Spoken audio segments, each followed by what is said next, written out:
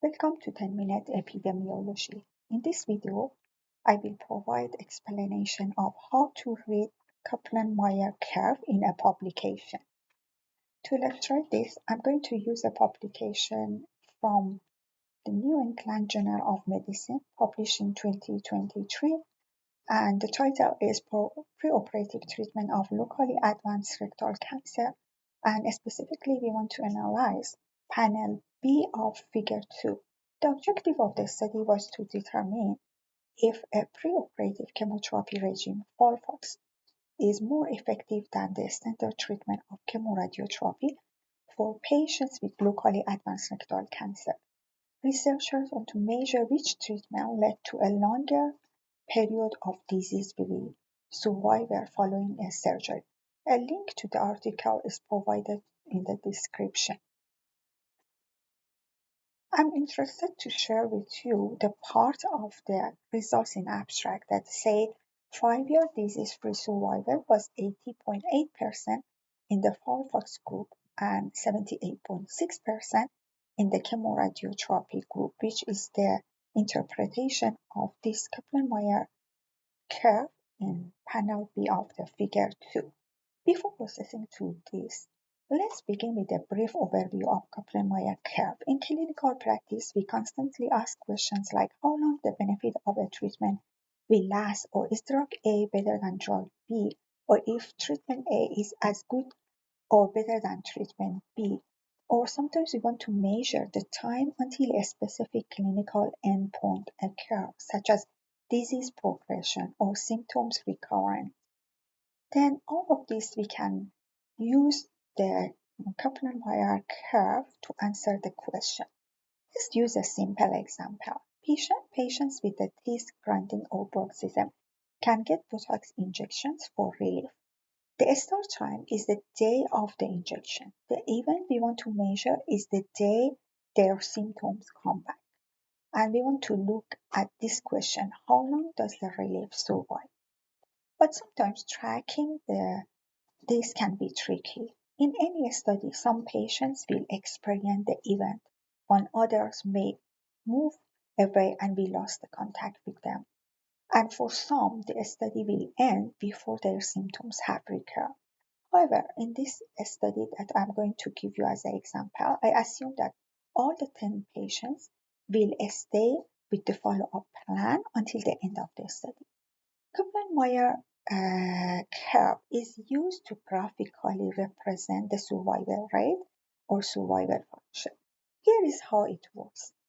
The graph vertical y-axis shows the probability of being event-free from 100% down to 0%. The horizontal x-axis tracks time. At the start, 100% of our patients are event-free, so the curve starts at the very top. The line stays flat as long as everyone is doing well. But at week 12, a patient experiences the event. The curve takes a step down to show that the survival probability has decreased. As more patients experience the event, the curve keeps stepping down. By looking at the finished curve, we can find an important value, which is known as the median survival time. We find that 50% of the patients on the vertical axis and see where it hits our curve.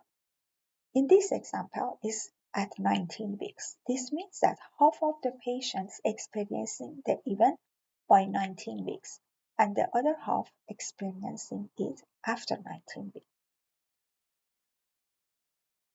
And if, for example, we want to answer the question of how many percent of the patients will show experience by week 15, we can draw the line and we see that it's about 20% of the patients.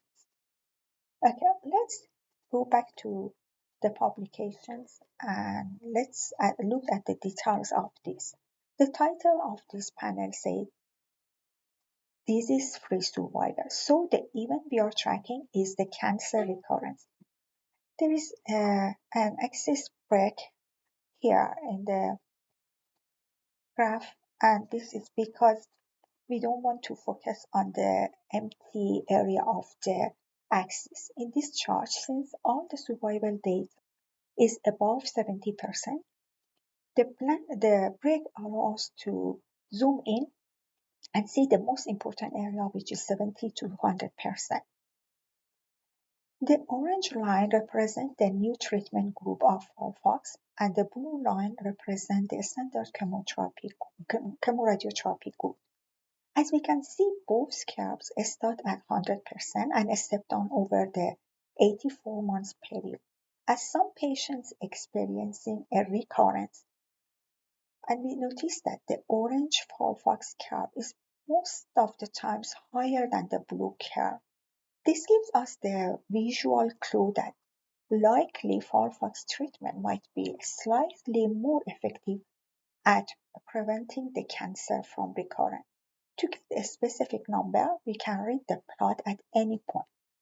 For example, if we want to see after 5 years or 60 months, what is the percentage of the patients who are still event-free, we can see that the line crossed the FOLFOX line at about 80.8%, and for the other group, chemoradiotherapy, is about 78.6%. This is what we have seen in the abstract, and I earlier showed you. Then it's the way that we can read the Kaplan-Meier curve in a publication. We show you another part of this study plan, then maybe it's easier for you to understand what they have done to construct this curve. The study started to enroll participants at 2012 and continued recruitment until 2018. Their proposed plan was they stop database or lock the database when they reach to 227 events.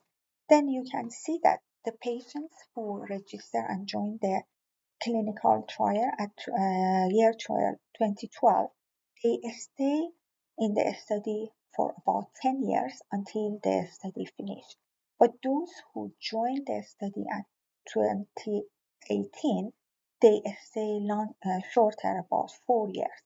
But however, they will just pull the data that they have to look at the study outcome. And the other part of this part B in that figure 2 is that they mentioned that 114 out of 585 patients in FOLFOX group and 113 out of 543 in other group shows the event. This is referring to the pre-planned purpose that they say they will stop or they will lock the database when they reach to 227. This was just a plan they have. It's not fixed. Then what you can see here, another information is the hazard ratio of 90.2%. It means that in any point of the time, the FOLFOX group doing about 8% better than the other group. For the details of how they calculate the hazard ratio and what are the other part that we need to look when we are having the Kaplan-Meier test, I will have another video for you. I hope this will help you to read this curve in other publication. Thank you.